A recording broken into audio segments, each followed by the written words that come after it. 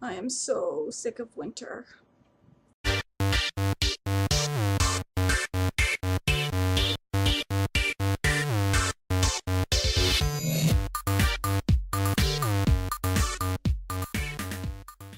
Hey WordNerds, how's everyone doing?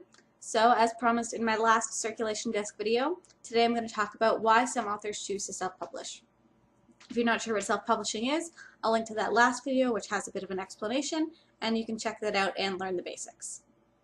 First off, I feel like it couldn't hurt to point out again that I have absolutely nothing against traditional publishing. For the longest time, I dreamed about getting an agent and a publishing deal just like a lot of other authors out there, but in the end, I decided to go another direction. I don't see it as an us versus them kind of thing. I still love the big publishing houses, the books they put out, and the authors who choose to publish with them. Alright, so disclaimer aside, reasons some authors self-publish. There's a lot of different reasons, and every author is going to put their own factors into their decision. So today I'm just going to touch on some of the big ones, some of the ones that persuaded me that self-publishing was a good idea for my career, and I'll provide some links down below if you want to read further. In the spirit of transparency, I will say this up front. Self-publishing is more work. As a self-published author, you are responsible for everything from the plot, to the editing, to the cover design, to marketing and selling the book. It is your job to make sure it is the best book possible and that it's worthy of the time your readers will spend with it. Now, you don't literally have to do all of this yourself. There's such a great community out there of freelance editors and cover designers and formatters and anyone else you could need to help you publish your book. But you do have to make sure you're picking the right people and people who will help represent your book in the best light, and you have to pay them.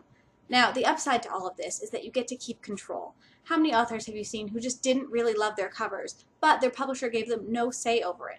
Or whose editors wanted them to take their book in a different direction, and it was either go with the way they wanted to do it or give up your contract.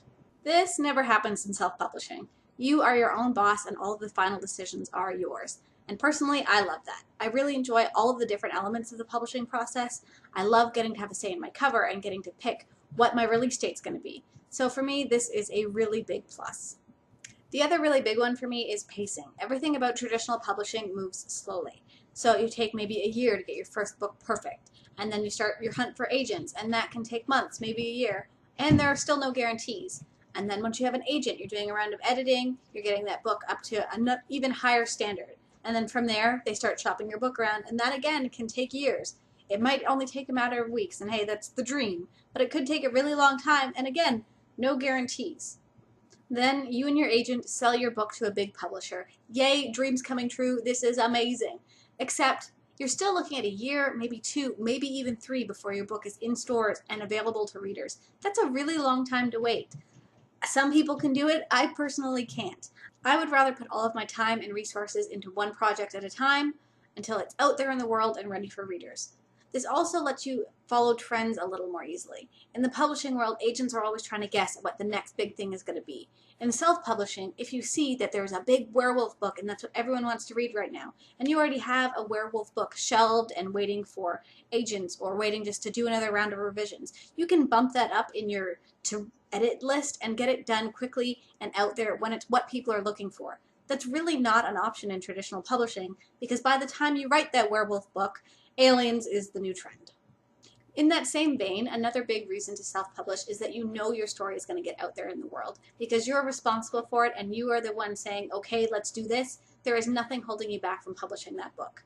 If you were to write, say, a vampire novel right now, you would have a lot of difficulty selling that to an agent and then even more selling it to a publisher because the publishing industry is burnt out on vampires. Odds are vampires are not going to be the next big seller, but there are still people looking to read those books.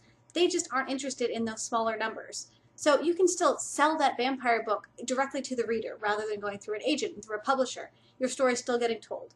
Personally, for me, my first novel was a zombie book. I was addicted to The Walking Dead. I was reading every zombie book I could get my hands on. But zombies were already kind of done. By the time my book would have been published traditionally, zombies would have been old news by far. I've heard some people argue that the reason some authors choose to self-publish is that their books aren't good enough for traditional publishing, and that is just definitely not always the case. There are just some books out there that there isn't room for them in the market right now. Publishers and editors aren't looking for these books, and isn't it great that there's another option for these authors on how to get their stories out into the world? I think so. For those of you who are more numbers minded, there are big benefits here too. In the world of traditional publishing, the publisher takes most of the royalties, which is the money made from your book. So I've seen it from anywhere from 85% to 92%, and it gets a little more complicated when you're looking at digital versus print versions of books. But basically, if you are the author and your book sells, for every dollar that that book costs, you make, say, 10%, to keep the math easy. In self-publishing, you're making anywhere from 60 to 70%. So even if your book isn't selling quite as much because you don't have that huge marketing budget behind you, you're still coming out on top, and that's hard to ignore. Now, to be fair, there is a lot more cost up front for self-published authors. Since you're paying for everything yourself, before the book even comes out, you're paying for an editor to make sure the book's in the best possible shape it can be. You're paying a cover designer, maybe a formatter, to make sure it looks professional and people want to pick it up and take it home with them.